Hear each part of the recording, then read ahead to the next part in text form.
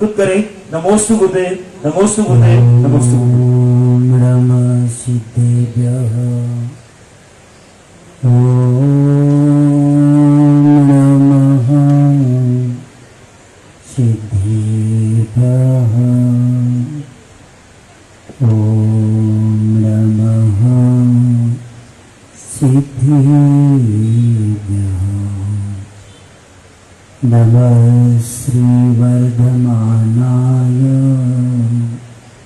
निर्लोटकलिलाकुले सालोकानां त्रिलोकानां यद्विज्ञानदर्पणायते। देवादिदेव श्री महावीर भगवान की, आचार्य कुंद भगवान की, आचार्य गुरु श्री विद्यासागर महाराज की।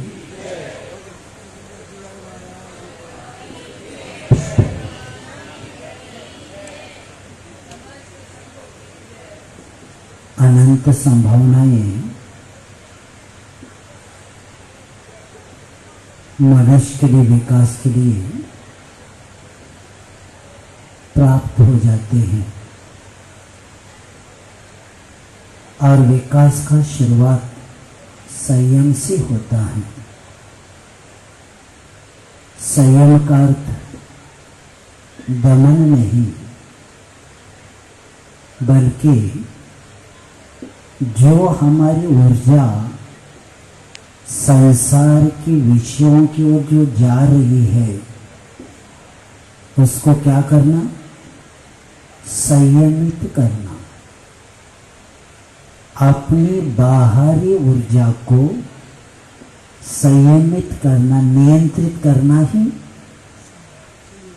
संयमित करना और सही दिशा में उस ऊर्जा को हमें आगे बढ़ाना और अध्यात्म से उस हमारे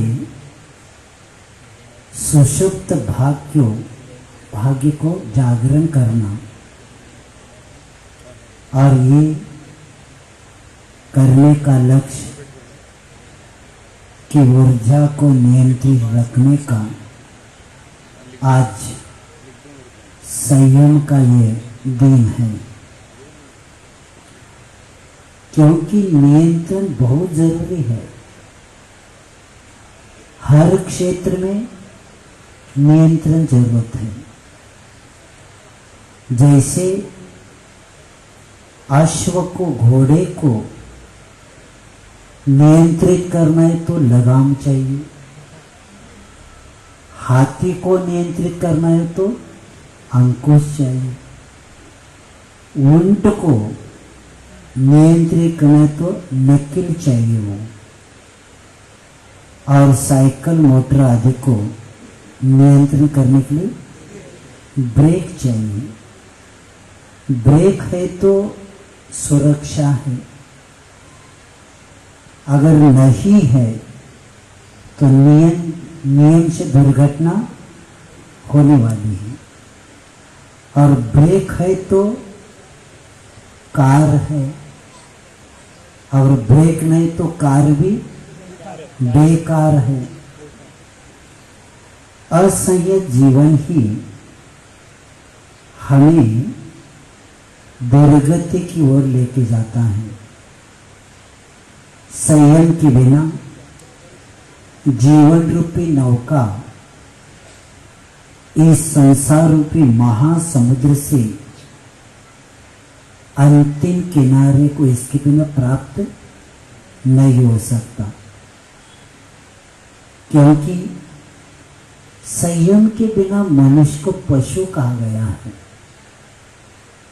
नीतिकार कहते हैं, संयम विना प्राणी पशुरेव न संशय, क्यों का योग्या योग्यम न जानाति भेदस्थ कुतो भवे।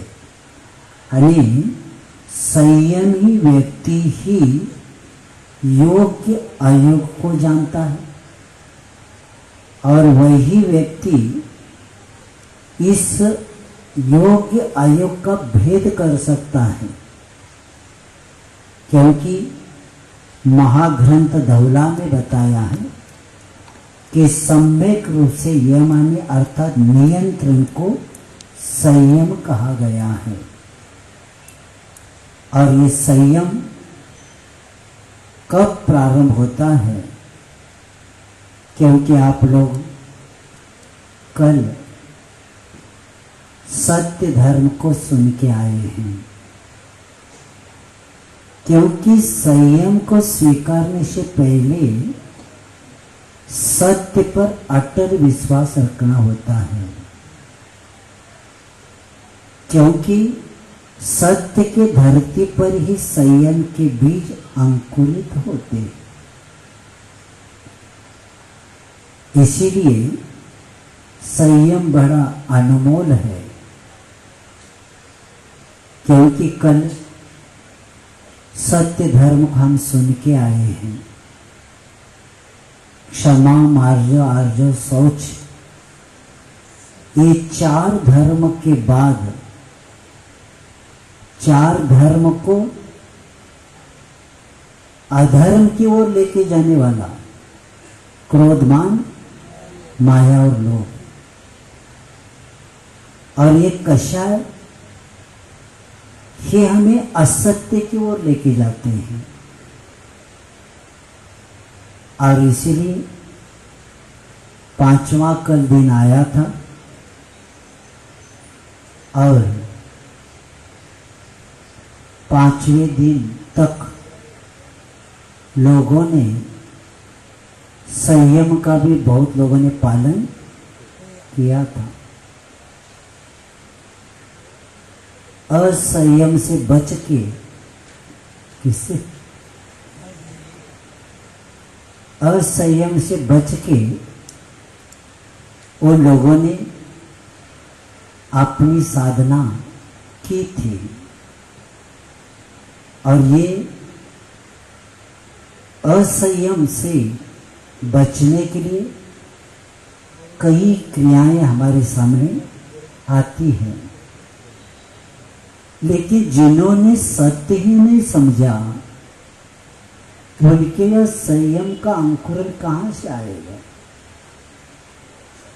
और वह सत्य कल बताए थे, क्योंकि सत्य पूर्ण कभी भी हम उसका वर्णन नहीं कर सकते, क्योंकि 4 प्रकार के वचन होते हैं। सत्य वचन, असत्य वचन, अनुभय वचन और उभय वचन। इसमें से सत्य और अनुभय वचन ये ही हमारे लिए कल्याणकारक है। और जो असत्य और उभय वचन है वह नियम से हमें पापों की ओर लेके जाता है। आप आज सुने होंगे सत्य के बाद अनुभय वचन। इसको भी क्यों बताया? क्योंकि सत्य बोलने वाला व्यक्ति अगर सामने वाला कोई कहता है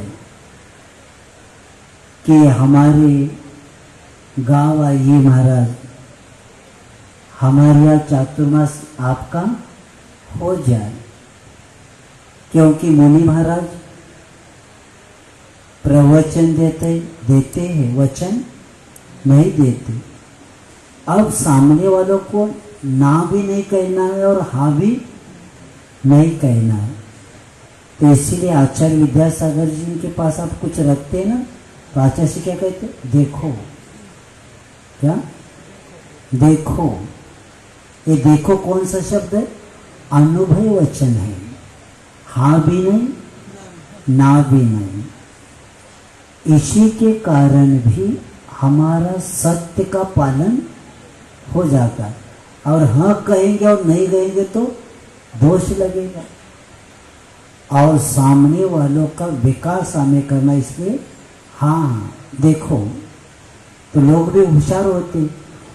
तो आचार्य महाराज ने किसी को कह दिया देखो, तो श्रावक ने कह दिया हाँ ये चातुर्मास को हमारे यहाँ देखेंगे आपको।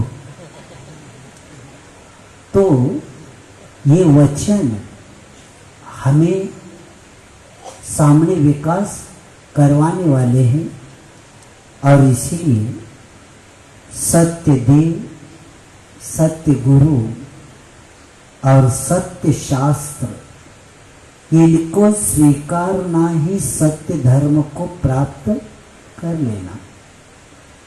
और जो व्यक्ति सच्चे देव, क्योंकि हम लोग पाठशाला में जाते थे तब हमें देवगुरु शास्त्र ने सिखाया। सच्चे देव, सच्चे गुरु और सच्चे शास्त्र, इसका मतलब है असत्य देव भी होते हैं, असत्य गुरु भी होते हैं और असत्य शास्त्र भी होता है। तो ऐसे उस संयम को प्राप्त करने से पहले हमें सत्य धर्म का पालन करेंगे तो आपका विकास होगा। तो इसीलिए धवला में बताया है कि नियंत्रण को ही, यम नियम को क्या कहा है? संयम कहा है। और सम्यक रूप से नियंत्रित करना। और कहाँ से नियंत्रण प्रारंभ करना? तो काय छो प्रतिपल पंचेंद्रिय मन वश करो,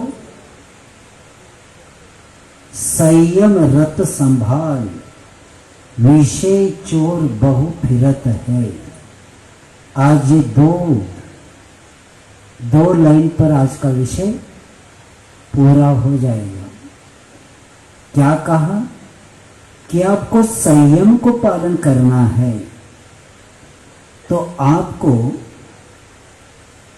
काय छे प्रतिपल, यानी दो प्रकार के संयम को प्राप्त करना है, इंद्रिय संयम और प्राणी संयम। थोड़ा सा उपयोग लगाना। लगता होगा ये कौन सा विषय चल रहा है, अपना ही चल रहा है, लेकिन मैं विषय वहीं पर लेके आ रहा हूं, क्योंकि लोगों को ये भी पता नहीं संयम ने क्या खाना पीना, इसके नहीं। 6 जो काय प्रतिपल, इनका क्या करें? पालन इनको, और पंचेंद्रिय मन वश करो। इसका अर्थ ये है इंद्रिय संयम और प्राणी संयम। इसमें स्पर्श आदि जो 5 इंद्रिय है और एक मन, इसको विषयों की प्रवृत्ति से रोकना। सुन रहे ना आप लोग? 5 इंद्रिय और मन, इसको क्या करना? विषयों से, प्रवृत्ति से रोकना। ये इंद्रिय संयम है। और पृथ्वी आदि 5 स्थावर और एक त्रस, इन 6 का जीवों की क्या करना? रक्षा करना। यही प्राणी संयम है। अब थोड़ा सा, अब हम 5 इंद्रियां हैं। आपके पास कितनी इंद्रियां हैं? पक्का? बहुत अच्छा। अब स्पर्शनेन्द्रिय त्वचा के द्वारा,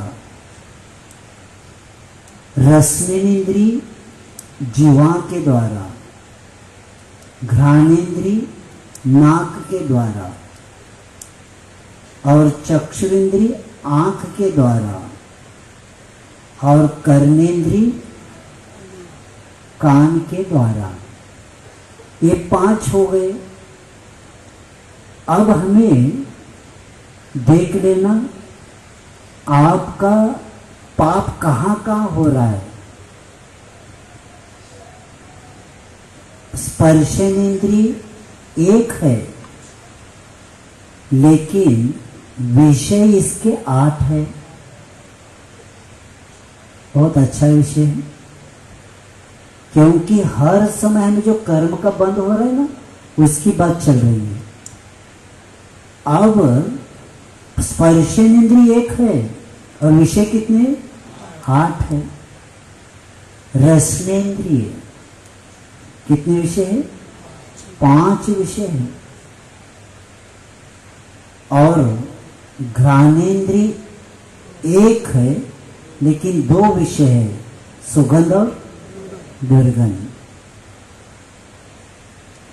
और कौन सा आ गया? चक्षुरेंद्रिय। आंख 1 है, विषय 5 है। और कर्णेंद्रिय कान 1 है, विषय 7 है। इंद्रिय 5, विषय कितने हो गए? 27। और एक मन 28।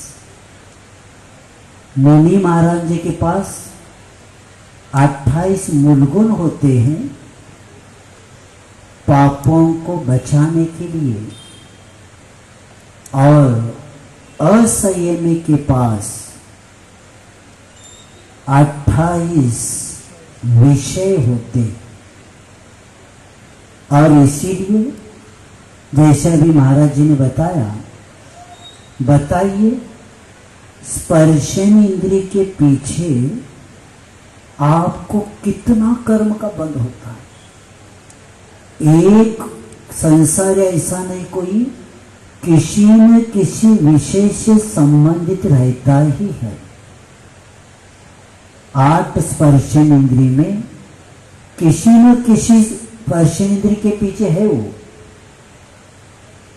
और वो भी विषय की ओर चला गया तो कर्म का बंद हो गया। अगर उस 8 विषयों को संकुचित नियंत्रित रखेंगे तो आपको कर्म का बंध नहीं होगा। रसनेन्द्रिय देख लेना, भक्ष अभक्ष का विवेक, जैसे अभी महाराज जी ने बताया क्या खाया जा रहा है। अगर आप फास्ट फूड खा रहे, उसमें इतने अशुद्ध पदार्थ है, और बिस्किट ऐसे खा रहे जिसमें अंडा डाला है, और ये बाहर के पदार्थ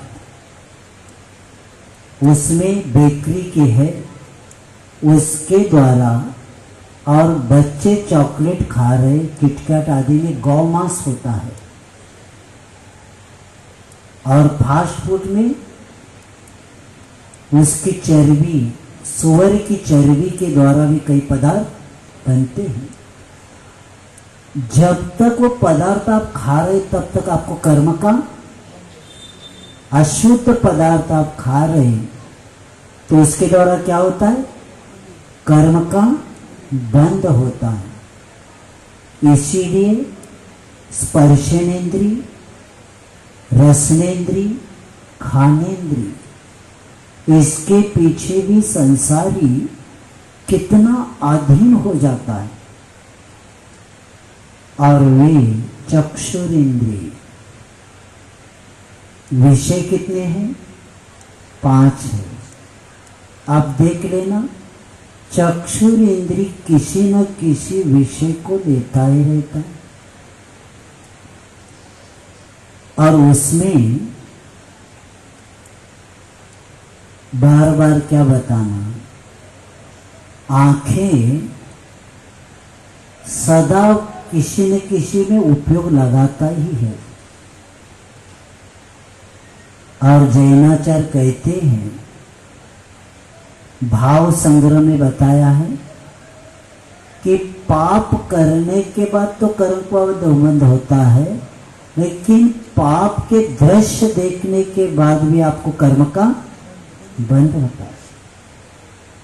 सिर्फ आपने उसको देख लिया और देखते ही मन क्या हो गया, चंचल हो गया। इसलिए भाव संग्रह में बताया है क्रिया और उसके प्रति आसक्ति सिर्फ देख लिया, ये परदोष दर्शन है। और परदोष दर्शन करने वाला व्यक्ति नियम से अपने गुणों को नाश कर देता।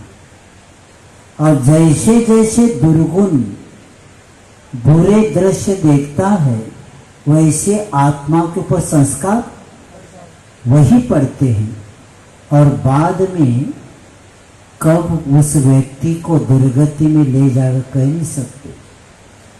और कर्मेंद्रिय, मैं अभी जो चक्षुरेंद्रिय बताया ना, मैंने महाराष्ट्र में एक डॉक्टर का लेख पढ़ा, महाराष्ट्र में कितने बच्चे कौन से साल में अंधे होने वाले लेख आया है। इसलिए लेख आया है क्योंकि उसके किरण इतनी तेज होती है और आपके छोटे छोटे बच्चे क्या करते हैं, उसको ऐसे देख रहे तो पूरे किरणों का प्रभाव आंखों में जा रहा है। बाद में माता पिता को बच्चे और बच्चों को खिलाना पड़ेगा क्योंकि खुद हाथ से खा नहीं सकते। क्या हो गया, क्या स्थिति हो गई? इसको कहते हैं प्राण प्रमत योगा प्राण व्यप्रोपन हिंसा। मैं क्या कह रहे सुनो, अपने प्राणों का घात दूसरे के प्राणों का तो है ही, लेकिन ये लोगों को पता नहीं अपने भी प्राण हैं। प्राण करने से एक ही इनको पता है, अपने पास 10 प्राण हैं। कितने प्राण है? 5 इंद्री, मन बल, वचन बल, काय बल, आयु और श्वासोश्वास, ये 10 प्राण है। 10 प्राण का हर रोज कितनी हिंसा हो रही असंयम के कारण।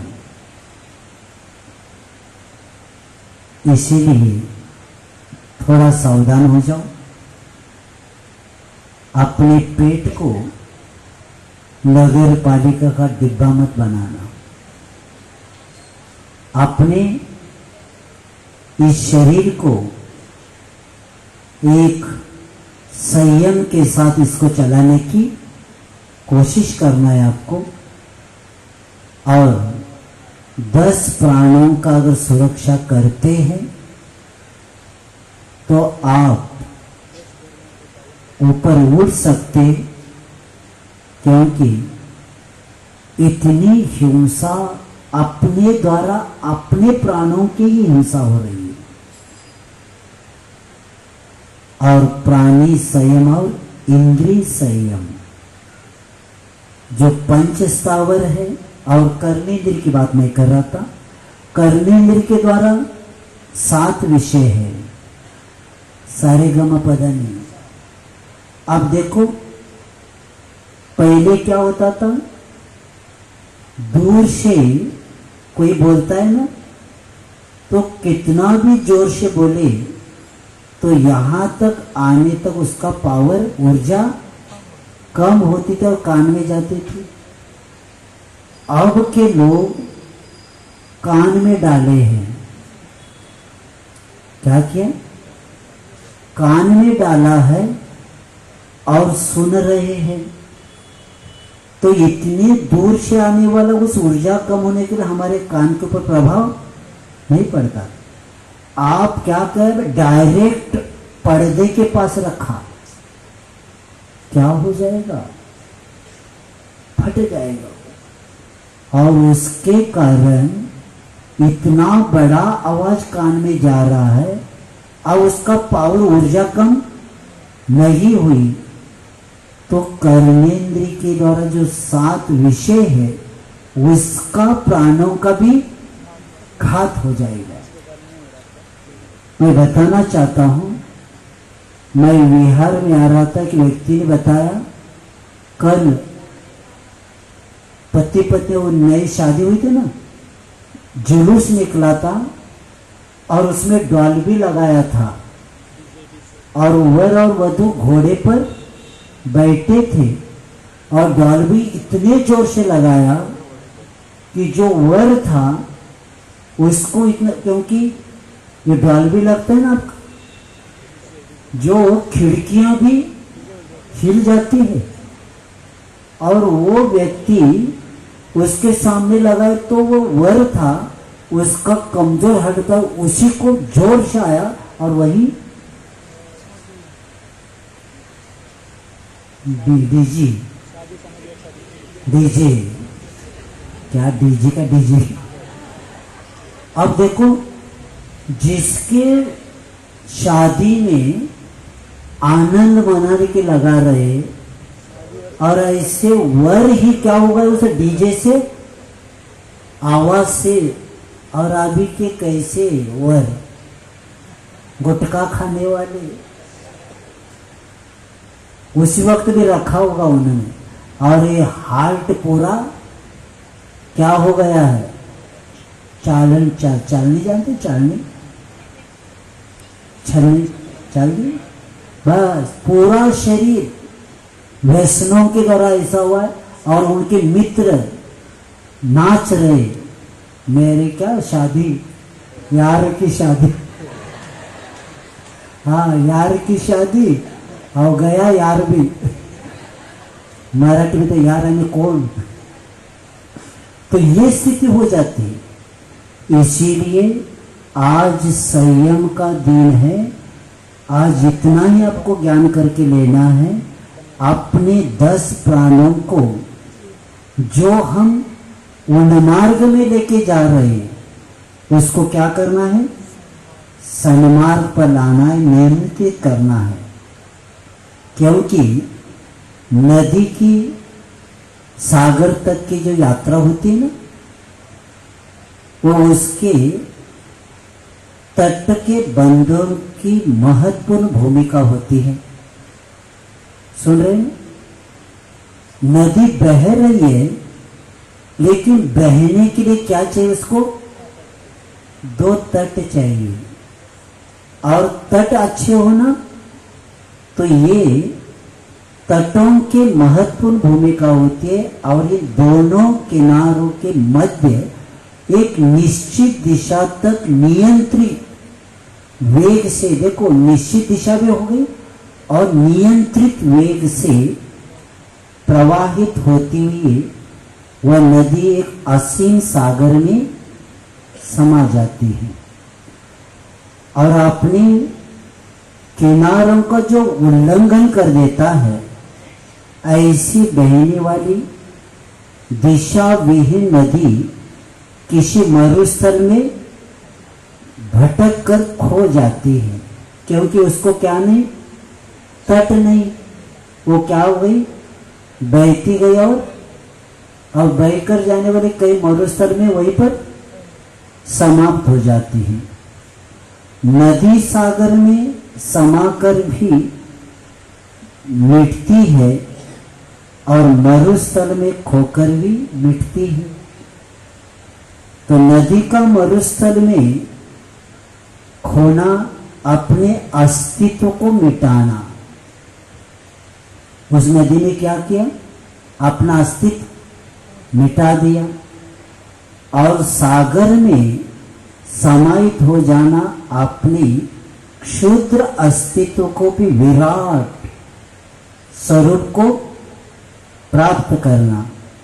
यानी नदी को सागर तक की यात्रा के लिए किनारों का जैसे बंधन स्वीकारना अनिवार्य है, इसी प्रकार बंधन का नाम ही संयम है। जीवन की धारा को एक निश्चित दिशा और नियंत्रित वेग से हमें प्रवाहित करने का नाम ही संयम है। और ये कब होगा, अपने मन और इंद्रियों को नियंत्रित रखकर जीवन को आगे बढ़ाने का नाम ही संयम है। और संयम पूर्ण जीवन का मतलब है स्वस्थ, व्यवस्थित और संतुलित जीवन शैली को अपना जीवन संयमित हम बना सकते।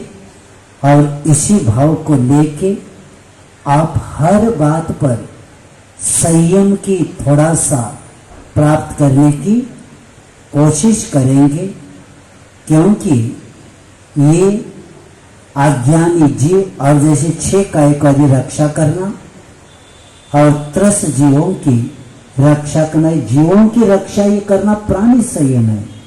और अज्ञानी जीव इन्हीं स्पर्शन आदि के कारण विषयों में प्रवृत्ति करता रहता है। जब एक एक इंद्रिय के पीछे अपने प्राण गवा देते हैं, क्या कह रहा हूं, एक एक इंद्रियों के एक एक विषय में अपने प्राण गवा देते हैं। अगर हम 27 विषय और मन सबके अधीन हो जाएगा तो क्या होगा हमारा। शास्त्रों में बताया है कि एक बड़ा हाथी को पकड़ना है। पकड़ने वाला व्यक्ति सामान्य है, वो क्या करता है, एक हाथीनी को वृक्ष के नीचे बांध देता है और वो हाथी उसको देखकर नियम से आता है। उसके पहले वहां हाथी है तो इसके पहले एक बड़ा गड्ढा रहता है और गड्ढा करके बाद में ऊपर ऐसा कुछ बिछा के हरियाली डाल देते हैं। और हाथी क्या करता है, हाथी को देखकर दौड़ते आता है।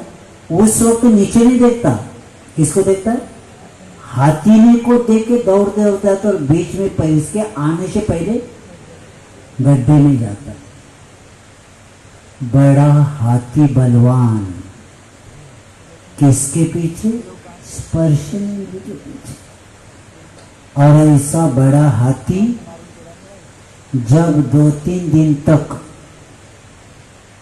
बेला तेला हो जाता है तो ऊपर से थोड़ा थोड़ा पानी देकर बाद में सामान्य व्यक्ति उसके ऊपर अंकुश रख के उसको बाहर आता है। जब स्पर्शेंद्रिय एक के पीछे हाथी पकड़ में आता है और रसना इंद्रिय के पीछे बड़ी बड़ी मछलियां, इतनी बड़ी, वो हमने अभी किसी ने फोटो देखा है, बड़े बड़े जहाज में इतने लंबे लंबे मछलियां और व्यक्ति भी नहीं दिख रहा है बैठा हुआ, इसके ज्यादा मछली बड़ी है। ऐसी मछली भी बस उस कनक या और कुछ लगाया जाता है और उसको खाने के लिए आ जाता है और मुंह डालते ही वो उसको ऐसा पकड़ता है, तड़प तड़प कितना भी वो वहां निकलता नहीं।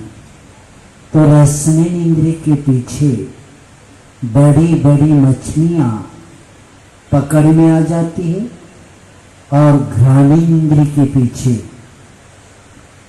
शाम का समय है, एक भूंगा उसमें बैठा है और जब बैठा है तो दिन अस्त हो रहा है, उसकी पंखुड़ियां बंद हो रही है तो भी सोच रहा है वो कि बहुत अच्छा लग रहा है और अंदर रह जाता है और रहने के बाद वो बंद हो जाता है। यानी जो लकड़ी को छेद कर सकता है वो पंखुड़ी को छेद करके बाहर नहीं है। किसके पीछे, गंध के पीछे। और ऐसी उसका वहीं पर मरण हो जाता। चक्षुर इंद्रिय के पीछे बड़े बड़े पंख वाले जीव उस पर आकर कितना भी कोशिश करो पंख वाले जीव को तो आते तो उसी में आते हैं और अपना प्राण गवा देते हैं। उसी तरह संसारी ये दूरदर्शन मोबाइल पर गिरता ही रहता है सर। हाँ? इंटरनेट सदा उसी पर गिरता रहता है। जैसे चार इंद्रिय ज्ञान नहीं, इसलिए वो गिर रहा है, और ये ज्ञानी होकर भी गिर रहा है। क्या होगा? और कितने बच्चे का हित हो गया। अभी कल ही बता रहे थे स्टेशन पर आपके कि लोग कह रहे देखो ट्रेन आ गई, वो कान में डाला है और मोबाइल सुन रहे, और ट्रेन आ गई, इसको उड़ा चली गई। अभी भी महाराष्ट्र में ऐसा 2 बच्चे, एक सुपुत्र माता पिता को, 2 परिवार के 2 बच्चे बड़े घर के, और रेलवे लाइन पर बैठ के बाबूजी का बाबूजी वो तुम्हें हमें नहीं मालूम ही नहीं होना चाहिए, तो खेल रहे थे और दोनों ने कान में डाला है, और ट्रेन जोर से आ रही है, और उनका दोनों कॉलेज के अच्छे बच्चे, उनको लगा अभी ट्रेन थोड़ी आएगी, और उसमें लग गए, और वो ट्रेन आकर दोनों को ऐसे मांस इकट्ठा करना पड़ा। क्या कितना लगता है, कितना असंयम, मर्यादा, मनुष्य भाव की दुर्लभता। जो स्वाध्याय करता है वही जानता है, नहीं तो ऐसे उड़ते जा रहे लोग, और इस कर्मेंद्र के आदि के कारण कितनी हानि हो रही है। और वे चक्षुरेंद्री और कर्मेंद्री के पीछे बड़े बड़े सर्प, हिरण आदि में पकड़ में आ जाती हैं। इसीलिए आचार्य कहते हैं ये विषय विष है। विषय क्या? पंचेंद्रिय विषय के विषय विष है। विष पीने वाला एक भाव को समाप्त करता है, लेकिन विषयों के अधीन होने वाला व्यक्ति अपना अनंत संसार को बढ़ा देता है। तो इसी विषय को लेके एक प्रसंग आपके सामने रख रहा हूं। चक्रवर्ती सिंहासन पर बैठे हैं, और जो भी व्यक्ति आता है उनका आदर करके कुछ कुछ वस्तु भेंट देकर बैठते जा रहे हैं। एक व्यक्ति गांव के बाहर दूर रहता था, और अभी दिन उजाला नहीं हुआ था, तो वो कहता है मुझे राजा के बजा तो तालाब में से कमल ले लेता है, और वो भी दरबार में जाकर कमल उसको दे के बैठ जाता है। राजा अभी सभा शुरू होने वाली थी, तब तक उस कमल को हाथ में ले लिया, और पूरी पंखुड़ियां खुली नहीं थी, क्योंकि दिन उजाले के पहले लेके आया था। तो उन्होंने अपने हाथ से धीरे से क्या करने लगे, उस पंखुड़ी जो अंतिम खुली नहीं थी उसको खोलना शुरू किया।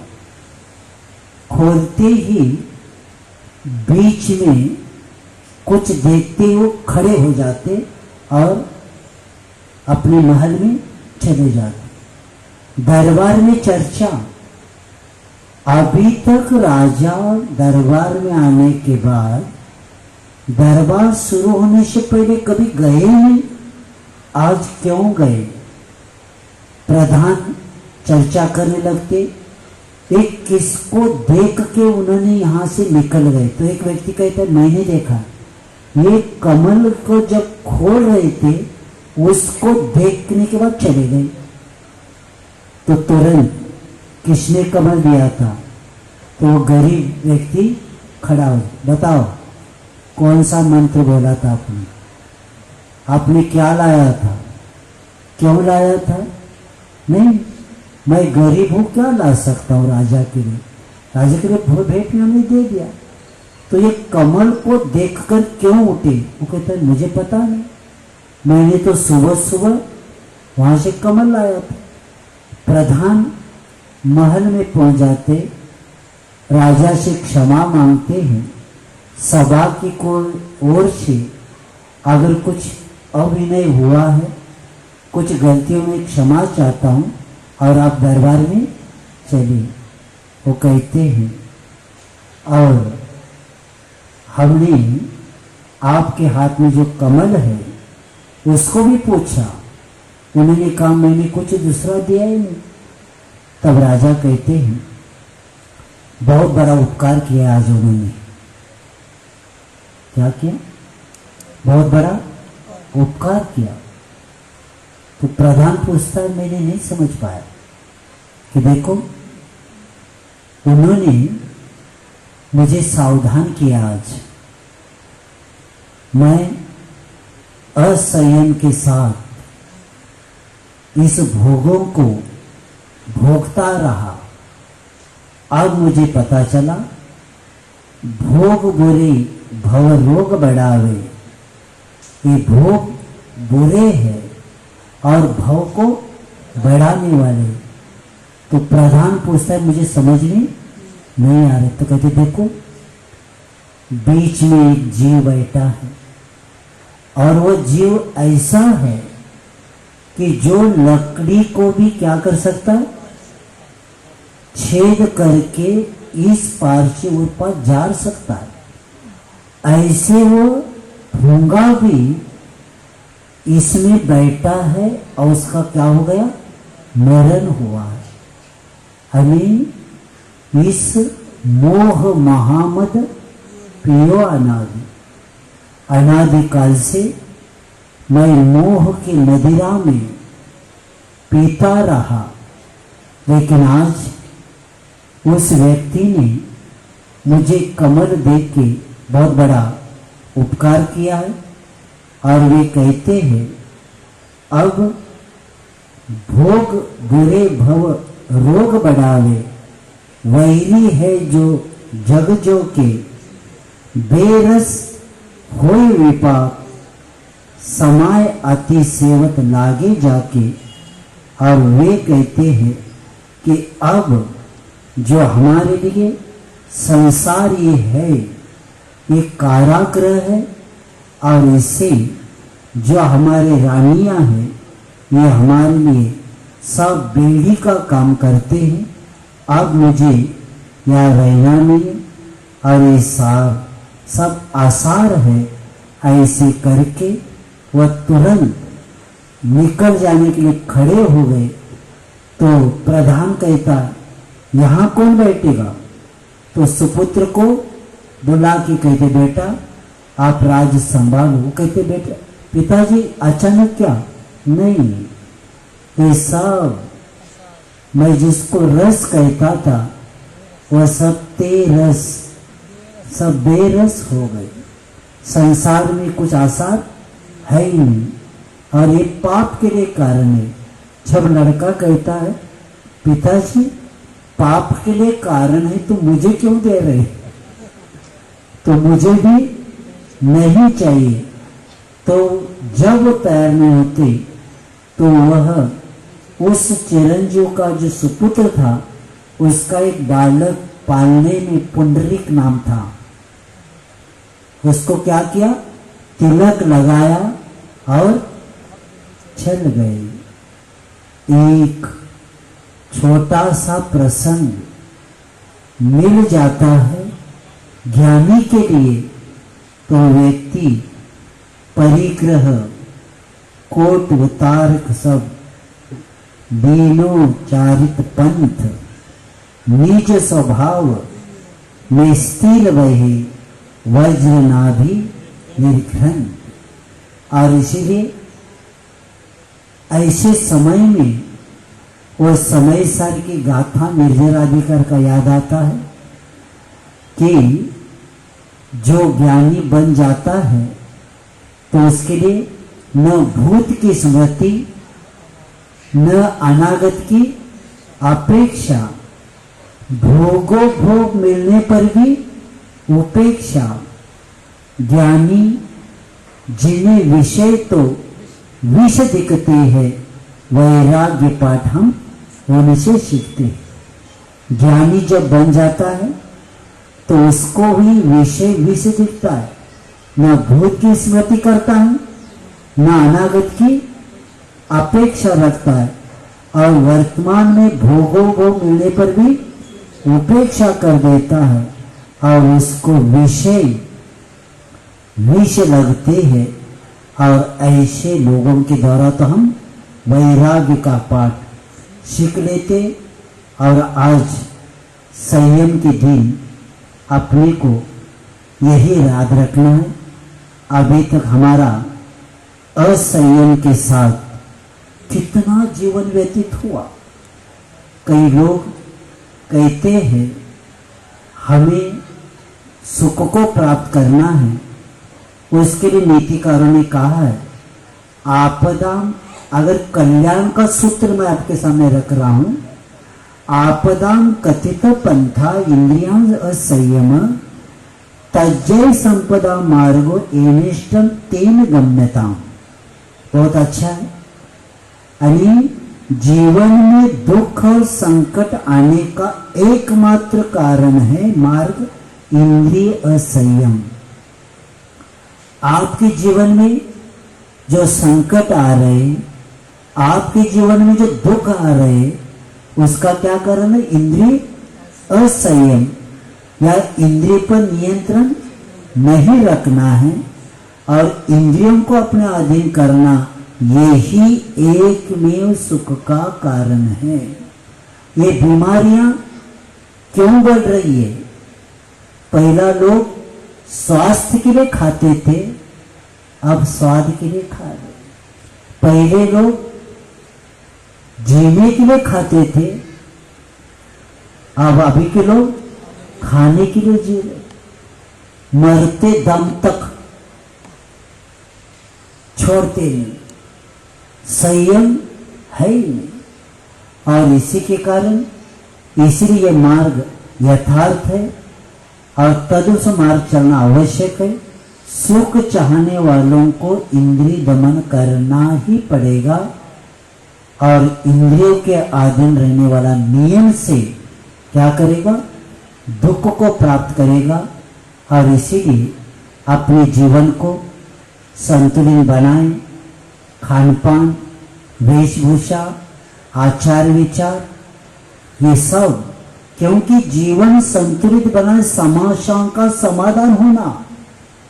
जीवन संतुलित बनाना क्या है? समस्याओं का क्या होना? समाधान होना। और संतुलित जीवन ही हमें अपने आगे के जीवन को उज्जवल बना सकते और जीवन हमारा अच्छा बनाना है।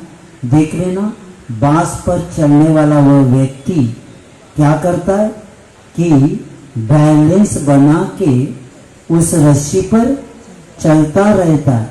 इधर ताली बजा रहे, वाह वाह किया जा रहा है, लेकिन वो व्यक्ति क्या करता है?